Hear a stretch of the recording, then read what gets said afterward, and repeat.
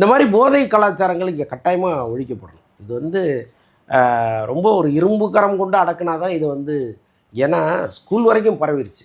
ஆமாம். இன்றைக்கி திரையுலகத்தை சார்ந்தவர்கள் இதை ரொம்ப ஈஸியாக பயன்படுத்துகிறாங்கன்னெலாம் சொல்லப்பட்டாலும் கூட, இது அதை தாண்டி ஸ்கூலு, ஐடி நிறுவனங்கள்னு ரொம்ப பரவிட்டு இருக்குது.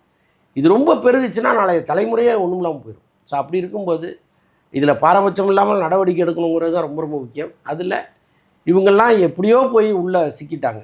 இது மீண்டு வரணுங்கிறது நம்முடைய பிரார்த்தனை. கண்டிப்பாக சார். ஆனால் அது வந்ததுக்கப்புறமா இன்னும் திடுக்கிடுற மாதிரி பல பேருடைய பெயர் சொல்கிறாங்க. எனக்கு அதில் ரொம்ப இதுவாக இருக்கிறது, ஒரு சில பேர்லாம் அவங்களே சொல்லலைனாலும் சும்மா சோஷியல் மீடியாவில் எனக்கு ஒரு பேஜ் இருக்குது, நான் சொல்ல முடியுங்கிறதுக்காக பல நடிகர்களுடைய பேரை உள்ளே எடுத்து போகிறதுங்கிறத நீங்கள் எப்படி சார் பார்க்க? அது ரொம்ப ரொம்ப தப்புங்க.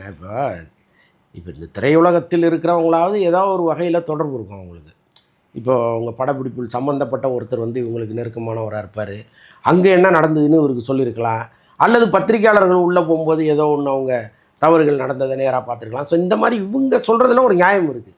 எங்கேயோ ஒருத்தன் யாருன்னே தெரியாமல் யாருடைய ஃபோட்டோவை போட்டு அடுத்து இவர் தான் அப்படின்னு போடும்பொழுது நல்லவர்களும் வந்து நம்ம சந்தேகப்படுற சூழலுக்கு வந்துடுறாங்க. பாருங்களேன்.